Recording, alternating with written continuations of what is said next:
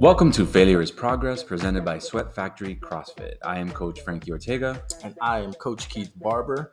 Join us today as we discuss everything going on inside the CrossFit space and, more importantly, what new and exciting things are happening in our Sweat Factory CrossFit gyms. As always, thank you to all of our listeners. We appreciate the support and truly enjoy the feedback we've been receiving from all of you. Please reach out through our DMs on Instagram. If you aren't already following us, please do so at Failure is Progress, all lowercase. And now, on to today's episode. All right, we are back with Failure is Progress, presented by Sweat Factory CrossFit. I am here with the main man, the legend himself, Jamel. How's everyone doing today? All right, listeners are cued in. We were having a fantastic conversation just about training, about living, about recovery, about nutrition. So we decided to just go ahead and throw on the headsets and have this conversation on the podcast because you were asking some great questions. Before we get to that, though, I know everybody at Afterburns know who you are because you kind of the man. But for our other locations, just go ahead and state your name, where you're from, how you got into CrossFit. So, hello everyone. How's everyone doing? My name is Jamel Joseph, and I'm from here, born in the U.S., from Orlando, Florida. Lived here my whole life. And I kind of got into CrossFit, honestly. In high school, I did a little bit of weightlifting. I was part of the track team. And after high school, I realized I really wanted to start building muscle. But I didn't want to lose my cardio endurance at the same time. So then a lot of my friends were doing CrossFit, so I decided, you know what, let me give this a try. And once I started about 8 months ago, and ever since then I fell in love with it, and that's why I'm trying to keep progressing and asking questions to anyone that's willing to listen. Absolutely, brother. And that's one of the things that we love about you. There's plenty to love about you, but one of the things that we love the most is you're always like in the gym asking questions, seeing how you can get better, and that's so dope. One of the reasons that we wanted to have you on is because you were asking those great questions. You started the conversation by asking about like your priorities as far as like competing. So what brought on kind of that question? So doing the Sweat Factory Olympics kind of opened my eyes to what competing feels like. So I'm 24 years old, and I know there's a lot of people that's been competing way younger than me, older than me. But this kind of gave me a taste of what it feels like to compete, people watching, cheering you on. And I realized being 8 months in, I'm not fully ready yet, but now I want to take those steps as to how do you progress to be in competition shape, and what also goes on when you're outside the gym. That's just as much as important as when you're in the gym. Absolutely. So what makes you say that you need to be in competition shape before you start to compete? So a lot of people kind of like to just jump into the competitions, kind of get a taste and feel for it. But for me, I don't know if it's because I'm a competitive person from when I was on the track team in high school, that like everyone else, you want to come in to win, but that's not always the case. So I feel like if I jump into these competitions, I want to at least know that I can be within, like, say, top 5, top 10. Like, you want to know that you can stand up with everyone else. Okay. So the question that you asked earlier was, I'm trying to think of how you phrased it. I think it was, is efficiency the most important or like the goal of competition? Correct. And my answer to that was, I mean, it depends, like what are we actually trying to accomplish? Or no, I think your exact question, because we hadn't talked about competing yet. I think your exact question was, is efficiency the most important? So then I asked the question, like, what are we talking about? Are we talking about practice, training? Are we talking about competing?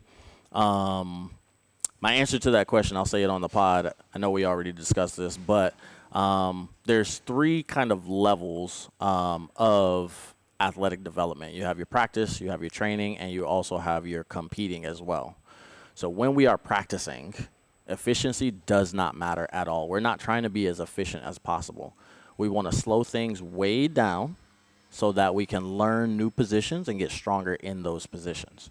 So for instance, if you're trying to learn bar muscle-ups and your way of quote-unquote practicing bar muscle-ups is just jumping on the bar and trying to do a bar muscle-up, you're not practicing. Okay. You are competing because you are trying to – that would be like trying to improve your snatch technique with your 1 rep max snatch. You know what I mean? Yeah. You're competing. You're trying to test how much weight you can lift, and your technique's probably not going to get better when you're doing that. Okay. You know what I mean? We need to break it down into its components.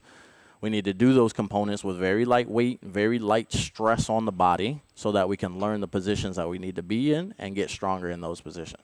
Okay. So like the question I was asking you, compared to today's workout, Yeah. we did the box step overs. Part of that is technique, knowing how to angle your feet, stepping on in the right direction. But say if you're just training and just practicing, does it matter so much as how you step on the box or how many reps you're doing, how heavy you carry the dumbbell? Like, what would be the difference with that versus a competition? Absolutely. So for our competition, we want to maximize our effort, so that efficiency.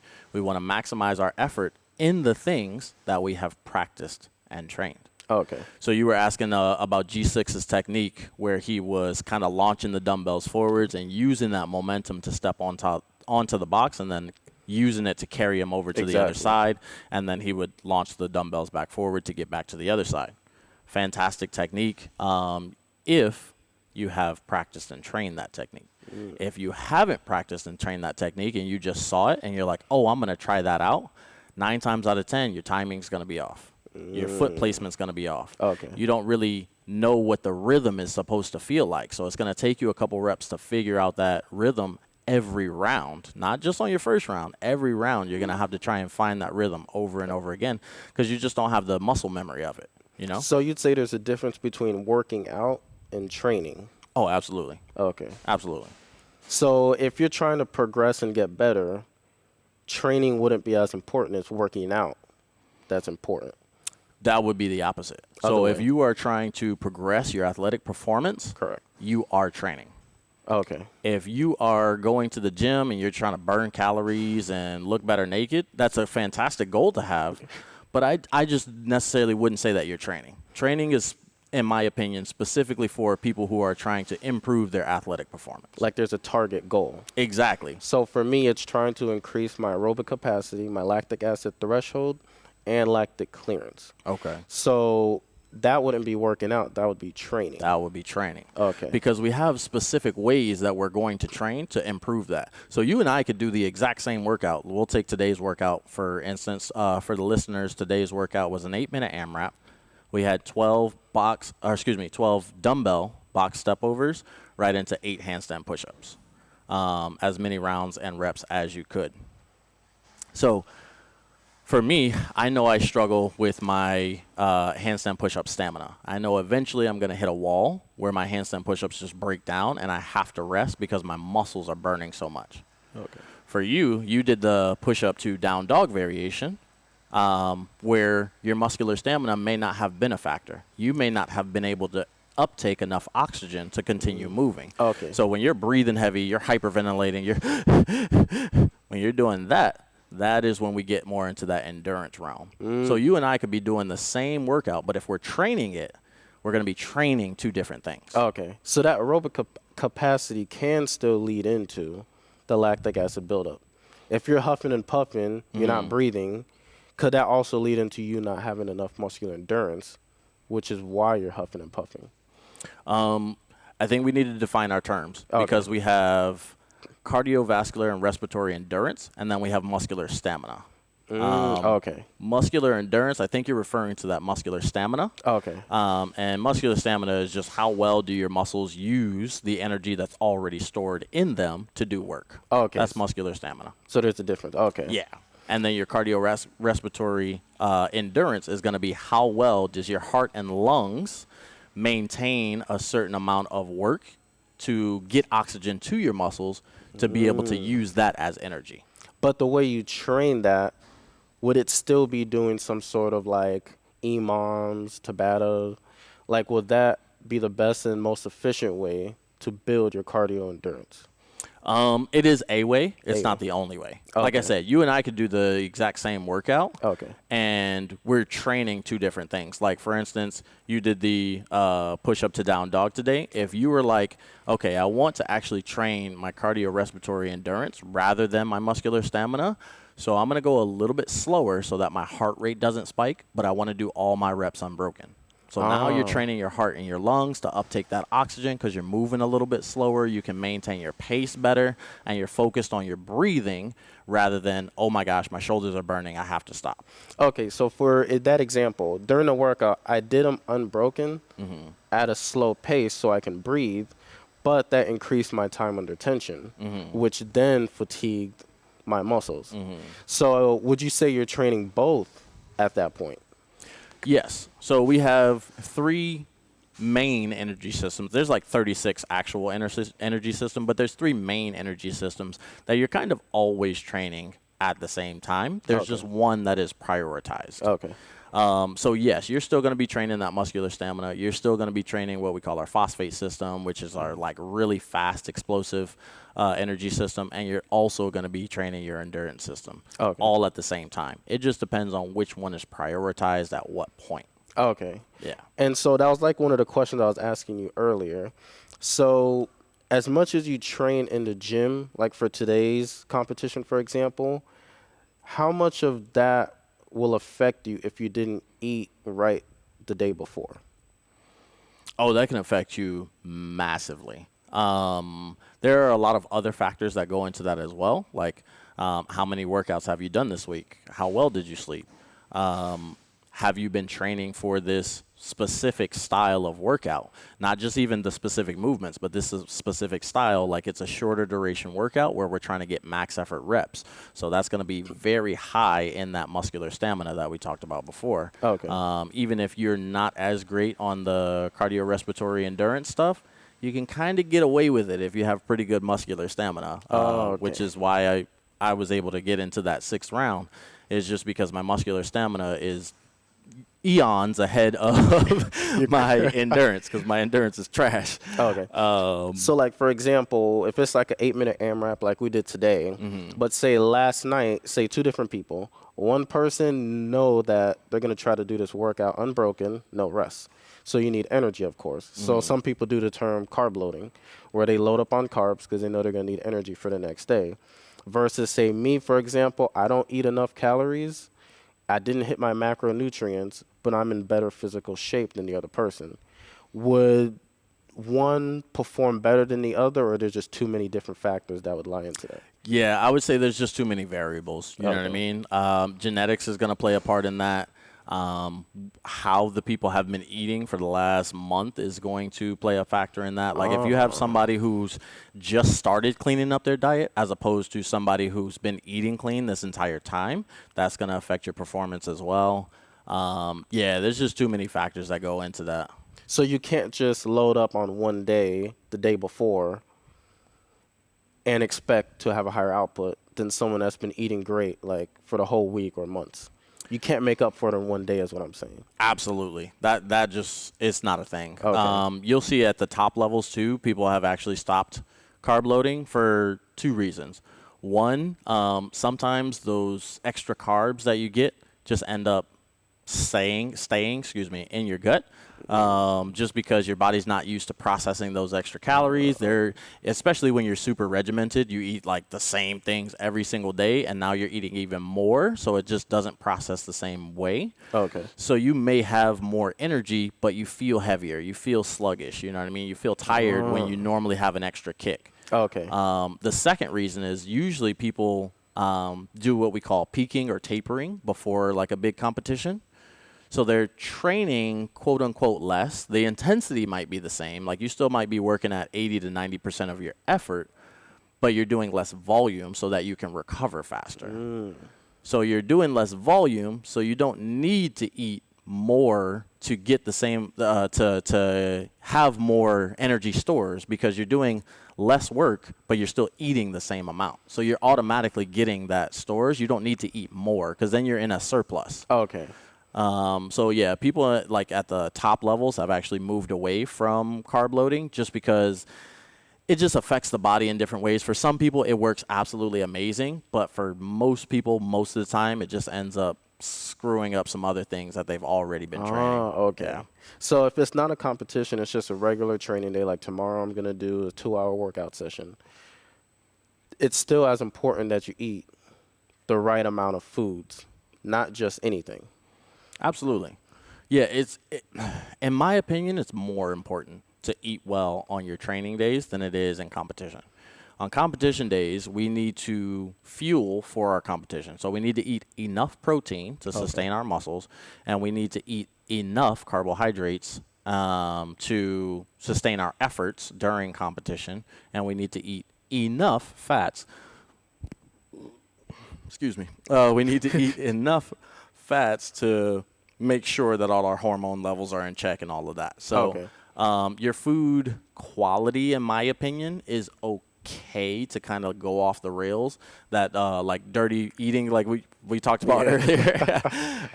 So it's okay if you're a 800-meter swimmer and it's competition day, and let's say you have your Olympic trials in the morning and then you have your semifinals in the evening. Right after you get done with your trials, right before the semis, if you crush a whole pizza, it's not really that big a deal as long as you're still getting in those other macronutrient factors. As opposed to if you did that on a regular training day, that's going to affect your training tomorrow. That's probably going to affect some other thing in that second training session that you don't really want to mess with too much. Yeah, it's just a difference in the stimulus. Okay. Yeah. So, like, for a lot of people that were wondering, like, for me, for example, so you're saying which one would be more important? If you're not hitting your macronutrients, so that's your protein intake, your carb intake, and your fat intake, say you're falling short of it, but you're eating clean, versus someone that's reaching it, but not in the healthiest of manner, is it better that you reach it in a dirty way? Like, say, for example, eating pizza, but then you still eat fruits and vegetables and reach your protein intake. Versus me, I fall short, but I eat clean, say spinach, rice, beans, chicken, but I still fell short because I'm not eating enough meals. Which one would be, how do I say it, more efficient? Fantastic questions. Or question, I should say. They kind of have different drawbacks. Okay. So for the person that's like nailing their macros every single day, but they're not really managing their food quality, that person is, one, they're going to be hungrier more often just because lower quality foods are higher in calories and usually higher in like fats and carbs. Okay. So I can't think of a breakfast that's like really, like if you had a egg and ham croissant witch or something like that for breakfast, it's delicious, you know what I mean? But you've probably already hit like half your carbs for the day. So your lunch meal, you may have a little bit of carbs in it, and then your dinner, you're going to have even less. So there's going to be more time in between meals, and it's just not pleasant to be hungry. Okay. You know what I mean? But say you compare that person who goes to train next versus me, say I just eat just a simple 3-egg omelet, no bread, just simple. It's healthy. I got some protein, a little bit of fat, not as much carbs. So who would be more efficient for that training session for the morning? Probably the person that ate the croissant. That's what I was saying. Like, they both have their own drawbacks, right? Like, you have the one person that is fueled up and ready for their training session, but after that, they're going to be really, really hungry, and they probably don't have the room in their macronutrients to eat right after. So they're going to be leaving a little bit of gains on the table just because they already have eaten so many calories before they trained. So they're going to be able to push hard in their training session. They're not going to be able to refuel as effectively just because you only have like 800 calories left and you got to split that between 2 more meals. You know what I mean? So it's like empty calories essentially. I don't believe in the term empty calories. All your calories count. Like even a bag of chips. Exactly. That's still going to, there is some nutrients to that. It's just not nutrient dense. So I think of nutrition on like a spectrum. Correct. And there's several different spectrums of nutrition. It's not just like, oh, this is good and that's bad. It's like how nutrient dense is it or how nutrient lacking is it. A bag of chips is very nutrient lacking. Broccoli is very nutrient dense. A bag of chips has a lot of calories. Broccoli, not that many calories. You know what I mean? So it's all on a spectrum, in my opinion. I don't believe it's like, oh, you're eating a bag of chips, you're going to feel like crap in your next session, and you're not going to do that well. Some people thrive on chips. You know what I mean? Like, it just depends on who you are. So what you're saying is there really isn't a right or wrong answer. Yes, I don't believe there's like a line in the sand where it's like, this is the way, that's not the way. Oh. I believe that it is more of an experiment where you kind of have to play with things and you kind of have to make up in your mind like what the trade-offs are that you're okay with. Okay. Are you okay with, if you're doing double sessions, like are you okay with your second session you being a little bit more sluggish? Are you okay with having to eat a bunch of food because you're only eating super, super clean? Because you're going to have to eat probably 3 or 4 times more food to get the same amount of calories and macronutrients. Okay. But you're going to be way healthier and you're probably going to perform much, much better. But there may be some training sessions where you feel stuffed, like your stomach is just like bulging out, like you got the food baby, you know what I mean? And you have to train through that. Every time you freaking do a thruster, you're like burping up broccoli, you know what I mean? Like it's just uncomfortable. Exactly. Okay. It's a trade-off though, you know what I mean? So you have to be comfortable with the trade-offs that you're willing to make. Okay. I don't think it's a thing to where it's like, okay, he's doing really good, so that he's going to compete and he's going to win, or his nutrition is trash, so he's going to compete and he's going to lose. I don't think it's that. It still comes down to your training regardless. Yes. Nutrition plays a very, very big part. So does your training. So does your recovery. Okay. It's all in one. Exactly. And there's trade-offs in all 3 of those. Okay. You know what I mean? Like if you are super busy, you're somebody who works 12 to 14 hours a day, you're like, okay, I'd rather get my training in than get my 8 hours of sleep. That's a trade-off that you have to make. So you probably won't recover as well, but your training is going to be top tier. Okay. So there's all these different trade-offs that we have to make to try and optimize our performance. And it's going to be this giant experiment that you just kind of have to play with it and figure it out. Or you can hire somebody like me that's a super nerd about these things, and we'll figure it out for you. Because like every day I come into the gym and I'll see certain people, say like Mike, G6, like when they come in, they're just loaded, they're pumped, no rest. And you just wonder, does it take years to get to that point? Is it about training efficiency? Is it about diet? Is it about how many times you train per week? Like, how do you get to the point? I like to use the term beast. Like, that's what I consider those people. Like, no rest, lifting heavy weights. I want to get to that point. But you wonder, is there a right path to get there?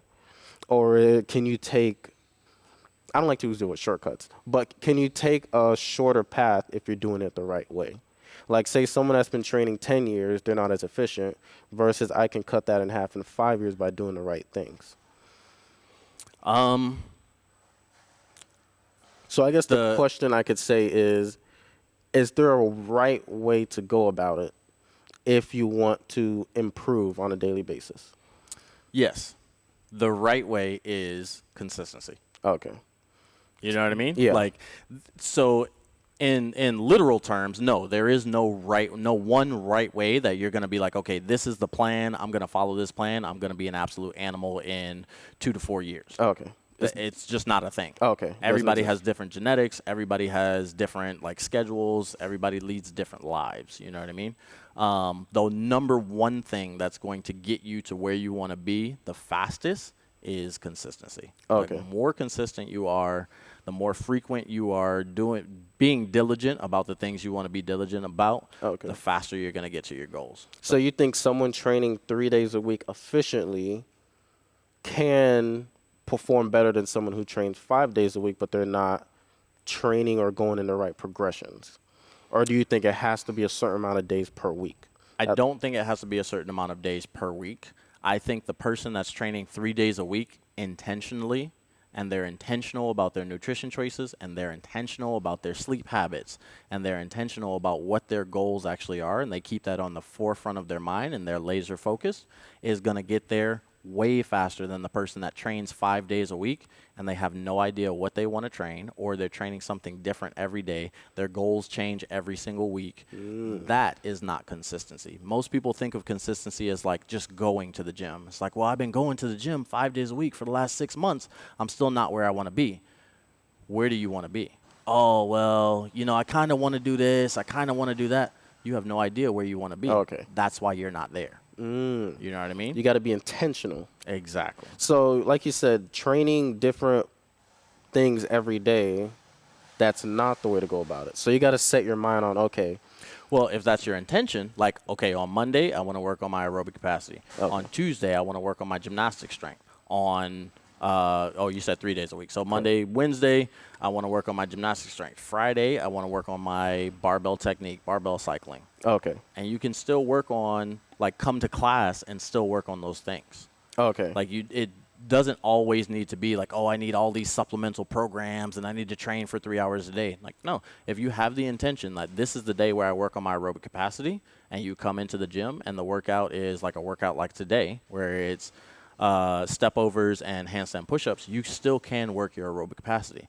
Yes, you do have handstand push-ups, but is handstand push-ups going to be working your aerobic capacity? Maybe not. Maybe you need to do push-ups today because you're better at those, and that's going to tax your lungs and your heart more. Oh, I see what you mean. Okay, so there's so you can train both in one if you know what you're being intentional Exactly. for. Okay. Yeah.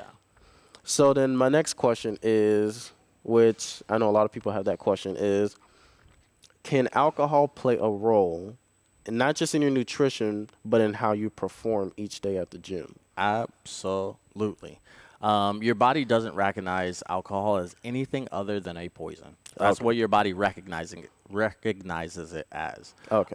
So when you drink alcohol, the first thing your body does is try to clear that alcohol. Okay. If your body is optimizing to clear the alcohol, guess what it's not doing? It's not going through proper protein synthesis. It's not going through proper kidney and liver clearance. Okay. All of those other things that help you recover for performance get slowed down so that you can clear out that alcohol. Okay. So if you're somebody who's like Monday through Friday, I hit it hard, my nutrition's on check, like everything is like super on point, and then Saturday and Sunday, I'm partying. There's nothing wrong with that. But realize all those gains that you just tried to make throughout the week is going to be slowed down by all the partying you're doing on Saturday and Sunday. And then you kind of have to restart that wheel on Monday morning. So you're getting gains, but they're going to be very marginal, and it's going to take you longer to get to your goal. Oh, okay. So for athletes that are, especially athletes that are trying to lose weight, that are trying to, I should say, drop body fat percentage, I tell them we're going to work for 12 weeks. You cannot drink for 12 weeks. Okay. If they have a problem with that, I have a number that I refer them to. They got 3 letters. There's some other things going on there that I'm not qualified to handle. So the thing that's interesting is, so you think it doesn't even matter the type of alcohol, it's just alcohol in general. Because beer, for example, is loaded with carbs, of course. Yeah. But say you compare that to drinking, I don't know, say scotch or whiskey neat. You think there'd be a difference, or it's all the same? Toxins. Yeah, so like I said, as far as your body recognizing it as a substance and trying to clear it, it's all going to be the same. The problem with like your liquors as opposed to beers, because like you said, beer is really high up in carbs. You're like scotch on the rocks. As far as calories go, if that's the only thing that you're ingesting, it's probably not that bad. The problem is, what do we do when we drink? Oh, yo, let's get an order of wings. Let's get an order of nachos. Yo, let's get fries for the table. You know what I mean? You get more impulsive. So. Exactly. It's harder to say no to those things. And then instead of you having just your one drink and calling it a night, you end up having, 2 drinks, 3 drinks. Then you get like a flavored drink. You get your margarita. It's got extra freaking sugar in it. And then, you got your jalapeno poppers that's double fried. You know what I mean? Yeah. Like it goes from, I had one drink that was maybe 100 calories to now I've eaten 2,000 calories in wings and pizza and all that other stuff. So when you go to the gym the next morning, regardless, you're going to be inefficient no matter what. Absolutely. And you have all of that carbohydrate and fats just stuck in your gut. So you're just going to feel sluggish. You're going to feel slow. You're going to be slow. You're not even just going to feel it. You're going to be slow because your body's still trying to process all that alcohol. It's trying to process all those extra calories that you consumed. There's just a lot going on in there. So you're not going to be able to push the way you should be able to push to make gains. You're going to maybe maintain. At best, you're going to maintain, but you're probably not going to be pushing the margins to be able to get better. So I think it was one of the YouTube videos, or it was a podcast I was watching by one of the bodybuilders, by Larry Wheels. That's what he goes by.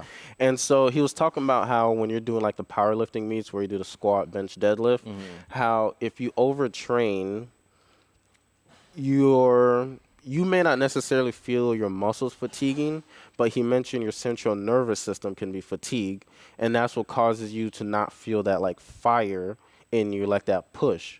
So I want to know, like on a regular training session, do you think, not just overtraining, but do you think nutrition could play a role in you having that fire or that spark like before you work out? Like there's some people, they wake up, they don't need no pre-workouts, they don't need caffeine, they just feel it. Like they can go to the gym and they feel it, while others might need a little bit of a push. Do you think there could be a reason why one might be different than the other? Absolutely. So nutrition is going to play a major part in like the physical muscles recovering themselves. Okay. Sleep is going to play a major role in your brain's recovery. Okay. So if you're somebody who sleeps 6 hours a night, but your nutrition is on point, your body's going to feel fine. Okay. But you're still going to come in, you're going to feel that brain fog. You know, I don't know if you've ever done this, but you look at the workout, you're like, okay, these are the things I need to do. And then you turn around and you're like, what the heck did I just read? So you're like going back to the board like 5 times to see the workout. Yeah. So that's that brain fog. That's when you're not going to be able to have your maximum like neuromuscular like recruitment. Okay. You're going to be leaving some power on the table when you're trying to produce force. Okay. And that's what Larry Wheels is talking about as far as like your central nervous system being dampened. Okay. You got to get that sleep in. You got to de-stress is one of the big ones. So the more stress you have in your life, the more that CNS is going to be beat up. What we're doing in the gym is literally simulating stress. Okay. It's physical stress, but it still has some brain fatigue to it. Okay. Your muscles are fatiguing more, but your brain, again, is a muscle. It's going to get fatigued just like the rest of your muscles. And same with alcohol. You think that also plays a role in your central nervous system, kind of dampening it? Yeah. It's going to be harder for you to recover Feel it. Okay. with your blood alcohol level being higher because Okay. blood still goes to the brain. You know what I mean? That's how you get inebriated in the first place is all that alcohol going to your head. So that's going to affect your central nervous system as well as like the physical muscles themselves in trying to recover. Okay. So when you come in and you're just like, I am not feeling it today, I'm surprised that's another thing. When you go out drinking, usually you stay up later. So not only did you not get enough sleep, you ate way too much, and you have this substance in your body that your body's actively trying to get rid of, so it slows down the other processes in your body. So it's a concoction of all the worst things that could happen if you're trying to elevate performance. Okay. If you're just somebody who's out here living your life, you just want to drop a couple pounds so that you look good in your sundress. I know that's why I work out. Then it's probably not that big a deal. Maybe next weekend don't drink as much. You know, go out with your girls, have a drink, call it a night. You know what I mean? I'm not telling you not to have fun and never drink again. That's not what I'm saying. I'm saying when you have dedicated goals, you have specific targets you're trying to hit.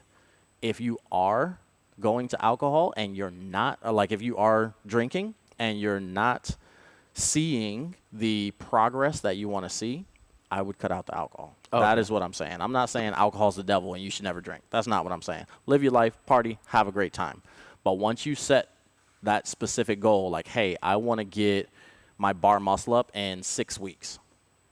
If you get to week 4 and you're just as far away from getting your bar muscle up as you were in week 2, and you're drinking alcohol, it might be time to cut out that alcohol to see if we can progress a little bit faster. Oh, okay. Yeah. So would you say also in terms of progression, there's a lot of athletes that I see, they'll spend like say an hour warming up and stretching before workouts, and then they'll spend another hour stretching after workouts. So would you say part of your performance plays a role into the active recovery that you do after a workout? The stretching, for example. Absolutely. I think people put a little bit too much emphasis on warming up and cool down, and I'll explain what I mean because I know all the internet coaches are going crazy right now. Hot take coming, hot take. Yeah. They're like, what did he say? I'll explain what I mean. It all goes back to what your intention is. If you're somebody who needs to train, not just warm up and cool down, you're somebody who needs to train for 3.5 or 4 hours, you need to be as primed as you can for that training session, and you need to try and kickstart that recovery process as soon as possible after your training session. Okay. If you're somebody who's training for 1 hour a day and you're warming up for an hour and cooling down for an hour, there's probably better uses of that time. I'm not saying that it's not necessary, but what I am saying is that you probably would be more efficient at doing the very specific things that you need to warm up for that 1 hour session, and then afterwards cooling down the very specific things that you worked on during that session. Okay. Probably only going to take about 10, 15 minutes. You're going to save yourself, what is that, an hour and a half of time that you get back. You don't have to spend 3 hours at the gym warming up and cooling down, especially when your workout's only taking an hour or your training session is only taking an hour. Because just like when it comes to your range of motion, a lot of people say, like, if you don't use it, you'll lose it. Mm-hmm. So say after a workout, like, for example, I struggle with my overhead mobility. Mm-hmm. So say it's important that I stretch my lats, my shoulder. So if I don't keep trying to improve on that, I won't get better at my mobility.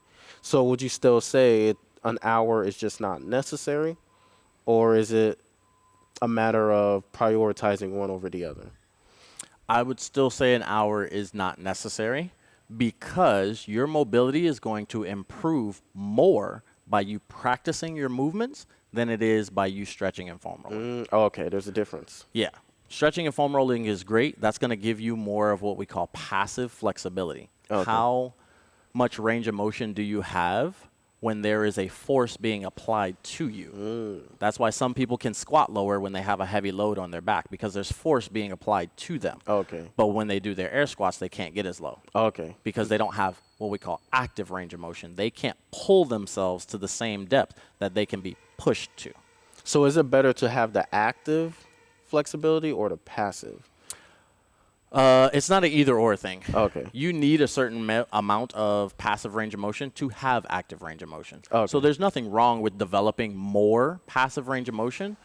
Again, if we're talking about efficiency, though, I would work on my active range of motion more because you're going to get passive range of motion with your active range of motion. It doesn't work the other way, though. You're not going to get more active range of motion by having more passive range of motion. Like, for example, for snatches, I can't get both my hands over my head in the snatch position. But if I practice with the barbell and I still can't do it, that's not being efficient, right? I need better passive. No. So I would focus more on active range of motion. So yeah, doing your pass-throughs, stretching out your lats, stretching out your T-spine is great. But if you're spending an hour doing that, and then when you go to do your overhead squats, you're only warming up for 5 minutes, for me, that's not as efficient. What I would do is flip it the other way. I would do 5 minutes of your lat stretches and your foam rolling and your pass-throughs, and then I would grab an empty bar. I would get it over my head in the best position that I can get in. I would actively fight for that position and then see how low I can get with that perfect overhead position. Okay. That is going to make your mobility way better than spending an hour stretching and foam rolling. Okay. If you spent 15 to 20 minutes doing some active range of motion stuff, the best thing you can do for your overhead mobility is get into really good positions overhead and try to squat. Okay. That's not the best passively. thing. Okay. Yeah. So you can do 5 to 10 minutes passive, that's fine. Yeah. But it's more active with weights. Yeah, same thing as the alcohol thing. I'm not telling you guys to not stretch and foam roll. That's not what I'm saying. But I'm saying, like, if you're only spending an hour in the gym training and you're warming up for an hour and cooling down for an hour, there's probably some time there that you can get back. Okay. You know what I mean? Like, you don't need to spend 3 hours in the gym just for a 1 hour training session. Correct. Versus the other athletes that would do a 2 hour training session, say 1 hour strength, 1 hour cardio endurance, and then they'll spend an hour warming up because you're about to do a 2 hour training block. That's a different situation. Absolutely. They're going to need more active range of motion through more of their major joints. They have more prime movers that they need to get ready for that long training piece that they're about to do. They're going to do kind of the same things that we do for our 1 hour. They're just going to do it a little bit more. You know what I mean? So we still do pass-throughs. We still do our YTWs. We still do our hip halos to warm up the glutes and stuff like that. Okay. We just don't spend an hour doing it. You know what I mean? We don't need to. It's not necessary. Yeah. We have an 8-minute workout today. I'm not warming up for an hour for an 8-minute. I'm not doing a general warm-up for an 8-minute workout. You know what I mean? We can do like a 5 to 10 minute general warm up, and then we can start our practice, because that's what's going to get you that mobility. That's what's going to get you that positional strength. That's what's going to get you better at moving your body. We can practice, which is called a specific warm up. We can practice for about 30 minutes, and then we hit that 8-minute workout. Okay. Yeah. So for those athletes that do like 2-hour training blocks, do you think there's a key as to why they have so much endurance and energy for 2 hours versus an athlete like myself? After a 1-hour class, I'm already gassed and I'm done. Do you think there's a difference between getting to that level, or is there ways you can build up to being able to train 2 hours consistently? Yeah, I think it's just you have to build that volume. I wouldn't go from 1 hour straight to 2 hours, but if you can go from 1 hour to maybe doing a little bit of extra work for 15, 20 minutes afterwards, cool. As long as you're sustaining that, you're not overtraining, you're still seeing progress, then maybe bump it up a little bit more, go from 1 hour to an hour and a half or an hour 45. It also depends on what you're doing too. Like if you're doing a CrossFit class where you're kind of hitting a little bit of everything and then trying to do more strength work afterwards or another Metcon afterwards, that's going to probably take a little bit longer to build up to than if you are doing like a practice session where it's super low weight and you're just going through some activation drills, you're going through your position work, you're only using a PVC pipe or a barbell, or you're just doing some hollow holds, or just some positions on the bar for your bar muscle ups. You're doing your approach on the bar muscle ups, Like and things techniques. like that. Exactly.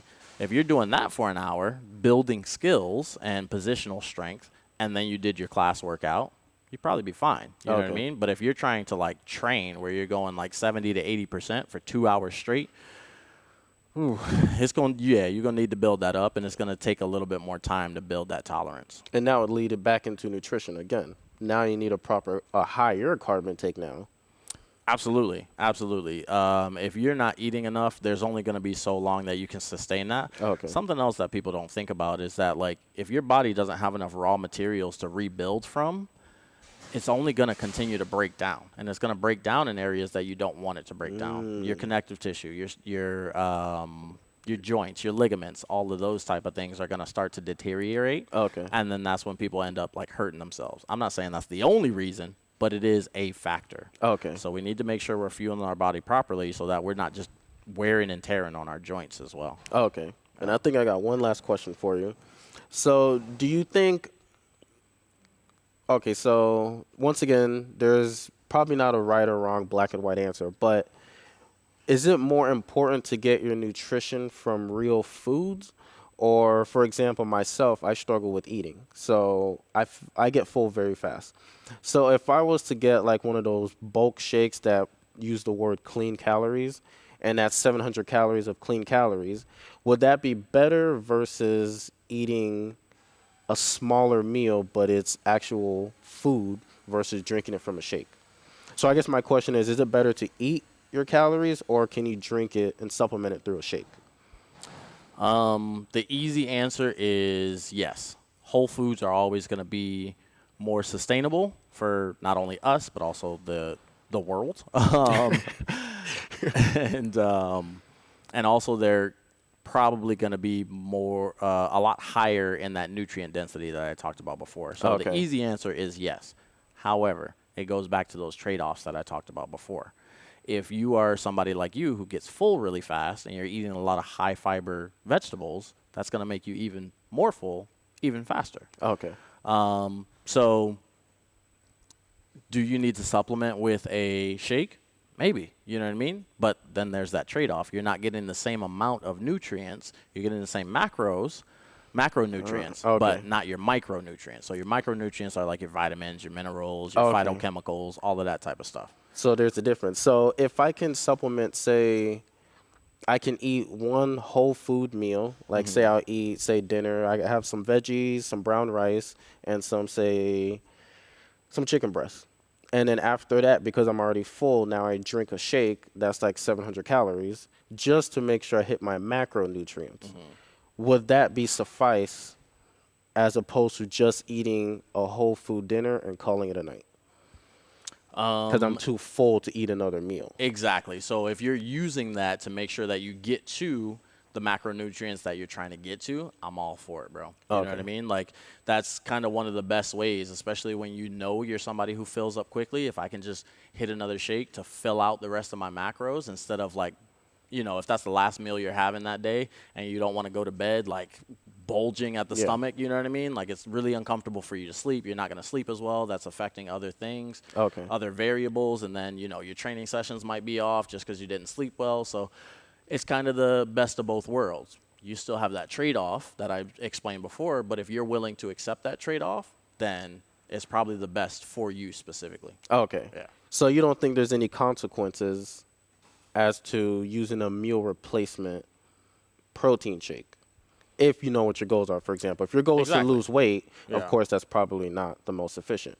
Exactly. But if So- you're just looking to get enough energy and have the right amount of macronutrients for the next training day, that would be suffice. Absolutely. Like I Okay. said, it's goes back to what your intention is. Okay. Is my intention for this meal to just hit my macros? Is my intention for this meal to set me up for my next training session? Like, what is the intention of this meal? That's why Okay. I said, like, when you're trying to improve performance, when you're training and you have these goals, you need to set your intentions for pretty much everything. Okay. That's why it's so difficult, is because you have to be so intentional about Yeah. every single thing. That's why most elite athletes will say that they have a 24/7 job. It's not It's true. just, it's not a 9 to 5. They Yeah. don't clock out, you know what I mean? Yeah. Every single thing they do is going to affect the next thing that they do, and it can snowball into something great or it can snowball into something horrific. Because like you said, it's not efficient or it's not good for you to keep counting your calories. But some people can get tired of counting the macros consistently each meal. How much does this plate weigh? You constantly focusing on an agenda can get tiring. So is there a way to make it more natural? Yeah, that goes back to the trade-offs. That's how you're going to make it feel a little bit more natural. Okay. Somebody like you, it fits your schedule a little bit better to have that protein shake. Correct. You know what I mean? To fill out the rest of your macros. Somebody like me, who I get home at like 8:30, but I have to be in bed by 9, that just wouldn't fit with my schedule. Being able to get a full meal in and then crush a shake and then trying to sleep on all of that. You know, I just make sure that I got my 15 grams of protein, got my 30 grams of carbohydrates in my snack, and then I shower and I hit the sheets. Okay. So like I was stating earlier, it's kind of the most important thing you would say is making it feel natural. Absolutely. Yeah, that's the thing. And that's why we've been talking about trade-offs so much. It's like, what am I willing to trade off for so that I can make this process as efficient and kind of the easiest that I can make it? It's not going to be easy, and it's not easy for anybody. Okay. But there are ways to make it easier for you, the individual, specifically. Okay. And that's what we're trying to figure out is like, how can I fit this into my life to make it feel, like you said, natural, make it feel the easiest I can make it feel.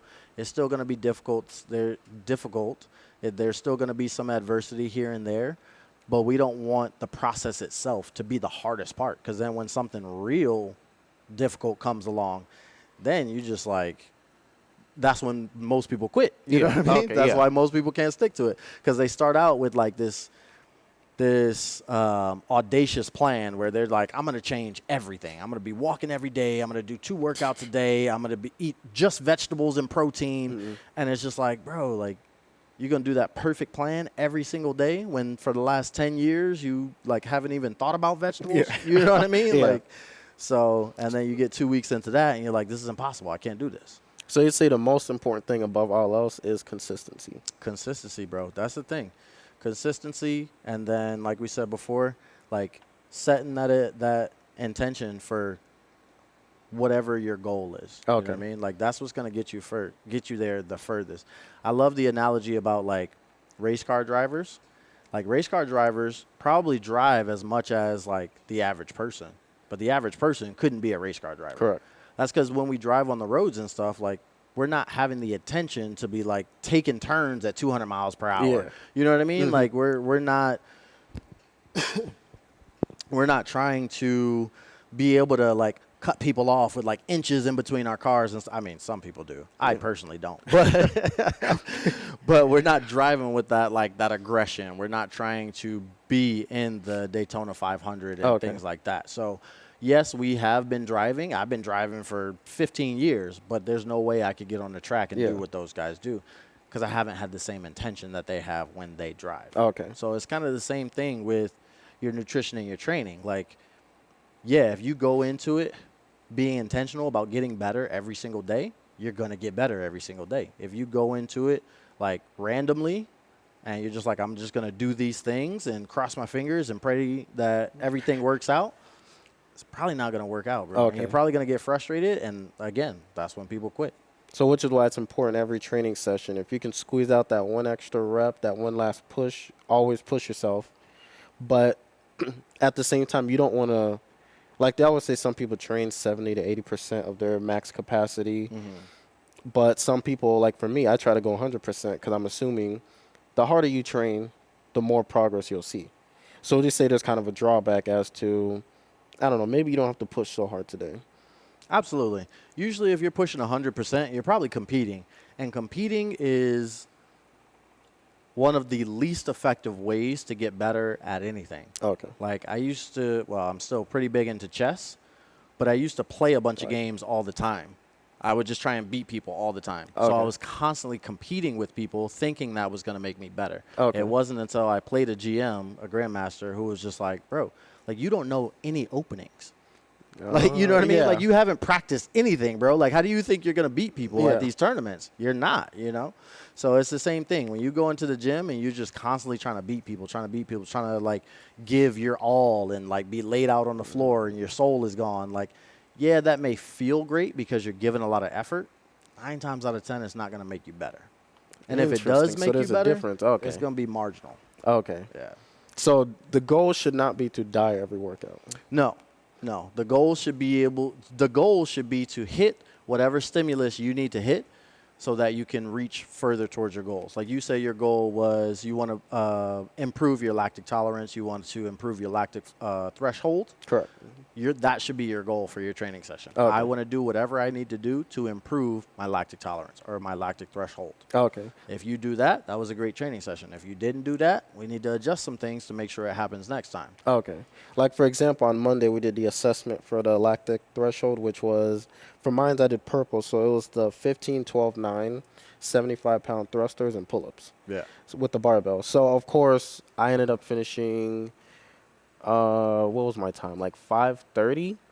But I had to push myself, and then I almost was going to die afterwards. But it was worth it because I pushed myself and I hit my goal. Yeah. So would you say there's a difference between dying at the end of the workout, but I pushed myself and I succeeded? Again, it goes back to, like, what is our goal here? Our intention, right? Correct. On Monday, you were competing. Okay. I think that's what a lot of people get confused about is, like, when they're competing and when they're training or I see practicing. what you mean. Okay. You know what I mean? Yeah. Like, during that session, you weren't training.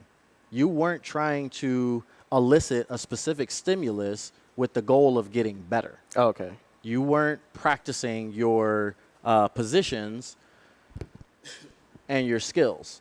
You know what I mean? Like, you weren't practicing the skill of the thruster. I'm just You know what I trying to mean? beat a time. You were trying to beat a time. That is, in itself, competition. Okay. Whether you're competing with you in here or you're competing at the games against other people, it's still a competition. I think that's the difference right there. Versus if it was a standard workout, say you get 15 minutes, complete 6 rounds. But say you still got to push yourself to make it to those 6 rounds. You're still eliciting a stimulus regardless. Okay. Exactly. All right. I really enjoyed this conversation, bro.